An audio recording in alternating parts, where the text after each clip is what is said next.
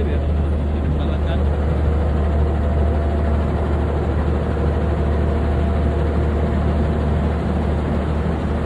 Kita akan tunggu sambil sini nanti kita Monas ya sip semua. Monas itu provinsi.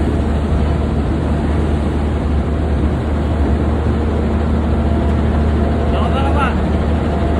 Sudah datang Pak dari transporter Pak. Dengan siapa Pak? Pak Novi ya, sang masinis kita. Nanti akan membawa Argo Bromo Anggrek, betul gitu Pak? Dengan kecepatan speed berapa Pak? Maksimalnya 120. 120 ya. Oke, kita akan cek di ini ya, apa namanya itu indikator ya Pak? Ya, di rangkaian juga ada Di sekarang. rangkaian sekarang ada ya. Oke. Ya. Hati-hati Pak di pedal Pak. Ya, Ikut rem di dalam Pak. Let's go, kita akan naik Argo Bromo Anggrek teman-teman semuanya. Kita ke gerbong makan dulu ya teman-teman semuanya. Allah Akbar. Allah Akbar. Allah Akbar. Allah Akbar. Pak, mohon maaf ya Pak, mau tanya Pak, ini kita sebagai penumpang, apakah aman di sini Pak? ya untuk sementara aman sih maksudnya. Yang lain, kereta-kereta yang lain udah aman, Mas, Oh, udah berarti kalau untuk kereta kan sementara semua ditahan udah dulu, aman, ya, karena kan berjalan katanya diamanin tadi dulu. depan ada kecelakaan juga ya. Iya, belum bisa dilewati lah untuk Iya, semua maksudnya ini. itu kalau misalkan di sini kondisinya tidak aman, kita diamanin dulu gitu Pak, ke atas atau kemana lah. Iya, paling Penumpang. evakuasinya ke Ah. atas tapi koordinasi sama pihak stasiunnya ya. Soalnya Iya, maksud tuh kalau misalkan di sini takut ada apa-apa lagi tuh Pak. Oh iya. Ya, Amannya kita- sebenarnya ke Hah? atas aja sih. Langsung di titik evakuasinya kan ini di atas. Enggak, maksud tuh pihak kru dari sini Pak. Informasi kan, ini kan banyak nih. Barangkali ada yang shock gitu Pak. Sama kalau stok saya juga Iya stok, maksudnya, Mas. iya maksudnya Pak. Beruntung Pak dan selamat ya, alhamdulillah ya. Alhamdulillah untungnya.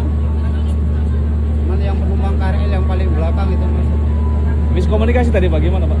Gak nggak komunikasi. Kayaknya ini ada sinyalnya ada yang Error. error. Tapi betul Pak, di depan ada kecelakaan juga. Tadi nginfoin PK-nya. Ah.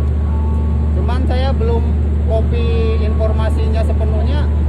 Udah keburu sinyalnya merah ini. Jadi merah mendadak gitu ya. Dibilang mendadak sih enggak, cuman harusnya itu kan nggak bisa merah. Soalnya dari Bekasinya hijau. Iya. Karena koneksi ya, Koneksi harusnya. Kalau hijau, Iya. sini maksimal kuning, nggak bisa merah. Tadi juga kecepatan tinggi ya. Kecepatannya lumayan. Udah hampir nyentuh 100 kan. 110-an. 110-an. Pertama, bagaimana terkait operasional perjalanan kereta di sejumlah stasiun hingga malam hari ini? Apakah masih terjadi pembatalan ataupun juga pembatasan atau sudah normal 100%, terutama untuk lintas Bekasi ya, Bu Ana? Kebetulan saya sejak kemarin sampai sekarang nih masih di lokasi ya. Karena kita melanjutkan evakuasi prasarana dan sarana setelah kita menyelesaikan evakuasi penumpang kami yang di dalam kereta. Jadi sampai saat ini masih berlangsung sehingga penutupan stasiun Bekasi Timur ini masih kami lanjutkan. Oke. Dan kami berharap malam ini prasarana yang bisa selesai, listrik segera bisa juga aktif sehingga besok bertahap kita sudah bisa mengaktifkan layanan komuter lain di lintas Cikarang ya. Jadi sampai saat ini memang KRL ini hanya sampai stasiun Bekasi. Saya memahami bagaimana padatnya kereta tersebut karena kan ini ke Cikarangnya ini kan tidak sampai ya, hanya sampai ke Bekasi. Tapi kami tadi berkoordinasi dengan DKI juga Transjakarta. Tadi pagi mereka juga menambah armada Transjakarta yang ke arah Cikarang sehingga ini juga bisa menjadi alternatif buat pelanggan-pelanggan kami. Kami memahami ini sebenarnya jalur padat ya. Bahkan di stasiun Bekasi Timur ini adalah salah satu stasiun yang jam sibuknya melayani banyak pelanggan kami. Ini sekitar 3.000 sampai 5.000 di jam sibuk gitu. Jadi kami mohon maaf atas ketidaknyamanannya, tapi keselamatan kita yang utama. Dan juga kereta jarak jauh, ini masih ada 27 kereta yang masih terdampak. Dan kami berkomitmen untuk mengembalikan 100% sampai 7 hari ke depan. Dan ini juga kami membuka pos layanan informasi terkait dengan kejadian ini di 2 lokasi selama 14 hari kerja. Itu di stasiun Bekasi Timur ini dan juga di stasiun Gambir, agar yang terdampak dan juga keluarga yang ingin mendapatkan informasi juga kami bisa layani 14 hari ke depan. Oke, 3.000 sampai 5.000 orang ya pada saat rush hour. Ini tadi sudah dikondisikan dengan mengintegrasikan layanan transportasi Transjakarta ya, menambah armadanya ke Cikarang begitu ya Bu Ana. Nah, saya ingin tanyakan juga sejauh ini sebenarnya dari kejadian ini tentu harus ada yang dievaluasi karena ini tragedi yang cukup memilukan, cukup memakan banyak korban termasuk salah satunya juga rekan kami.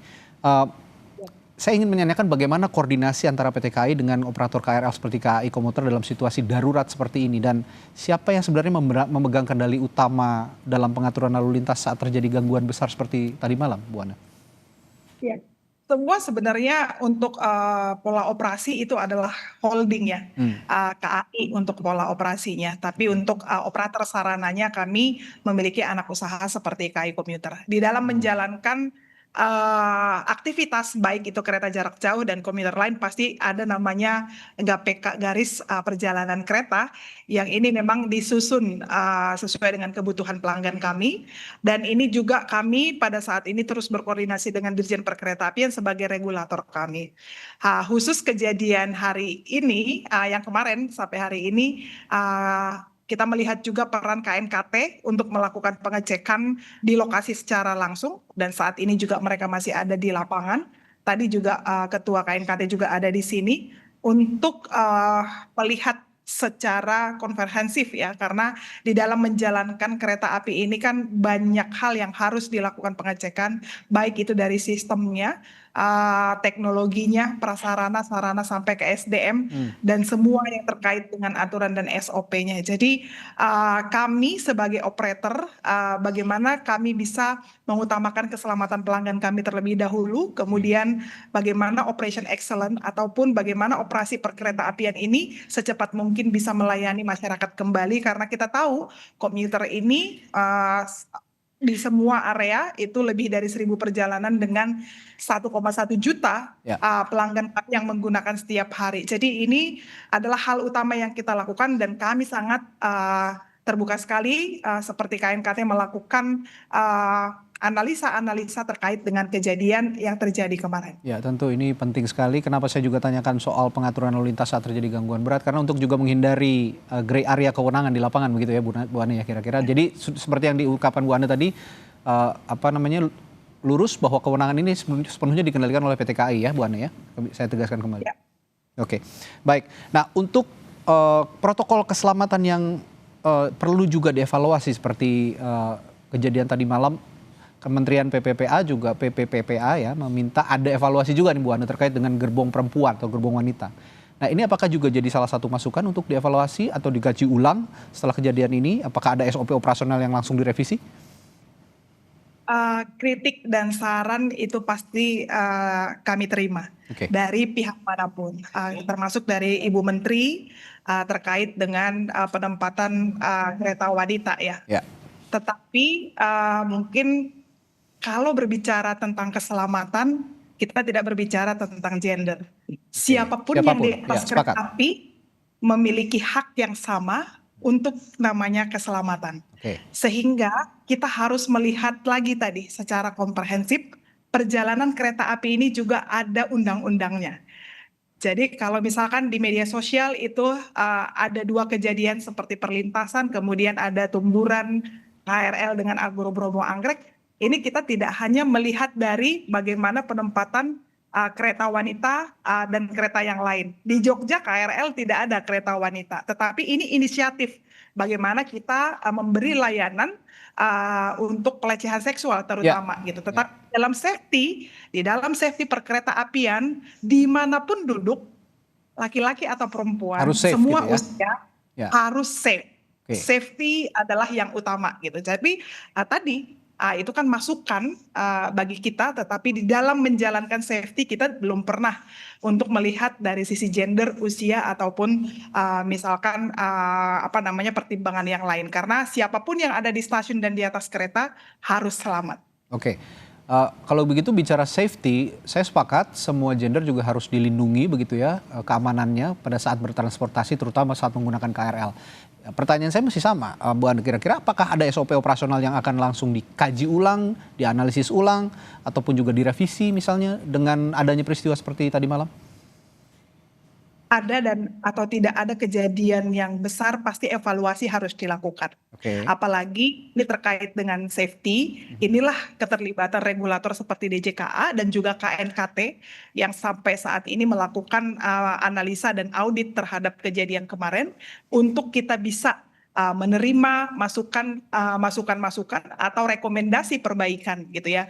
Tetapi di samping itu, dengan kejadian kemarin ada 2 kejadian, kami sebagai operator juga menghimbau kepada pengguna jalan ini tetap harus mengutamakan keselamatan. Yang namanya perlintasan ada atau tidak ada palang pintunya harus berhenti untuk melihat kanan kiri dan memastikan aman baru boleh lewat. Gitu. Jadi ini adalah salah satu hal untuk menyelamatkan diri kita dan juga ribuan orang. Satu KRL itu bisa mengangkut ribuan orang. Jadi ini adalah hal yang harus juga kita patuhi selama kita menggunakan jalan yang ada perlintasannya. Tetapi di semua kejadian kemarin itu, ini KNKT sedang melakukan audit analisa untuk mendapatkan rekomendasi perbaikan terhadap keselamatan perkeretaapian. KAI sangat mendukung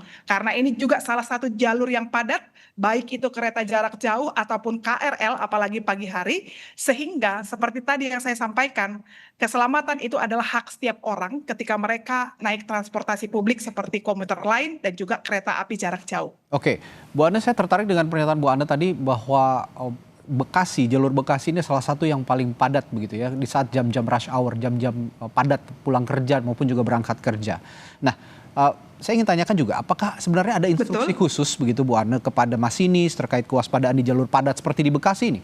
Sebenarnya tidak hanya Bekasi, di jalur-jalur padat lain juga ada. Cuma adakah instruksi khusus begitu untuk masinis untuk waspada, lebih waspada lagi di jalur-jalur padat?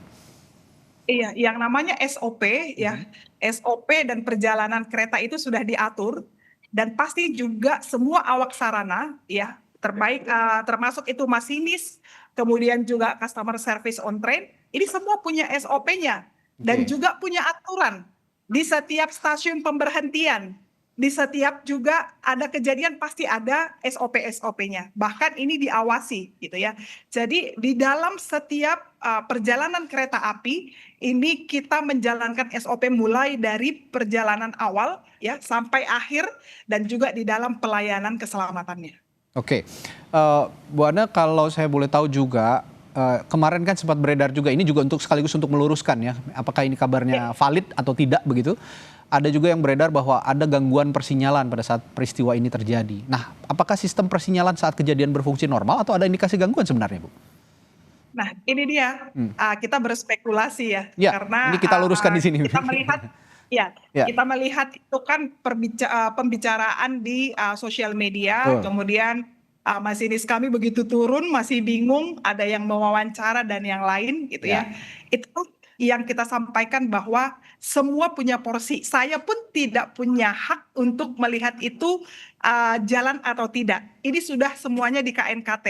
Kan kita punya lognya ya. Dan kita punya setiap aktivitas yang dilakukan di kereta api ini punya yang namanya log. Jadi ini sudah ada di KNKT dan juga DJKA. Ya kita tunggu KNKT untuk menyampaikan apakah ini terjadi karena apa. Kita tunggu dari KNKT karena kami sebagai operator ini yang harus dicek, harus diaudit gitu ya. Jadi kita tunggu dari KNKT. Tanpa berspekulasi kita tunggu pokoknya analisis terakhir ya ataupun rekomendasi terakhir dari KNKT dan juga yang berhak menyampaikan adalah KNKT terkait juga apakah ada gangguan atau segala macam, itu nanti KNKT yang akan memberikan pernyataannya. Nah terakhir kalau begitu Bu Ane, biasanya dari proses investigasi oleh KNKT khusus untuk konteksnya kecelakaan transportasi kereta api, ini biasanya berapa lama bisa muncul dan disampaikan juga ke publik? Ini mungkin harus ke KNKT ya, dan kita juga melihat seberapa besar kejadiannya, mungkin mereka butuh waktu juga gitu ya.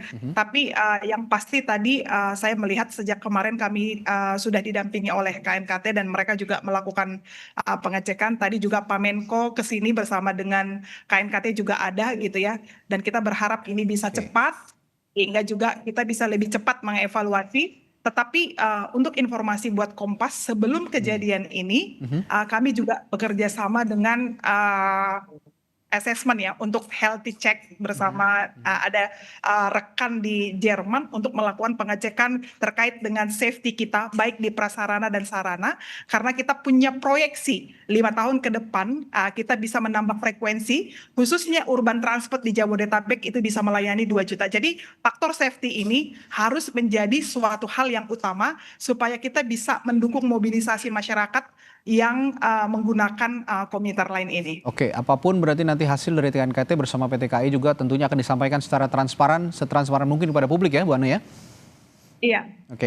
Untuk Kompas saya apakah boleh menyampaikan permohonan maaf yang sebesar-besarnya? Silakan Bu Ane. Dari hati yang paling dalam kami juga menyampaikan bela sungkawa dan duka cita yang mendalam, khususnya rekan Kompas TV. Kebetulan tadi saya langsung dihubungi bahwa salah satu pelanggan setia kami adalah juga bagian dari Kompas TV, sehingga melalui acara ini juga kami menyampaikan permohonan maaf kami yang sebesar-besarnya dan juga ungkapan duka cita yang mendalam. Semoga amanah dan juga amal ibadah beliau selama Amin. juga bisa menjadi amal ibadah untuk Tuhan. Itu saja.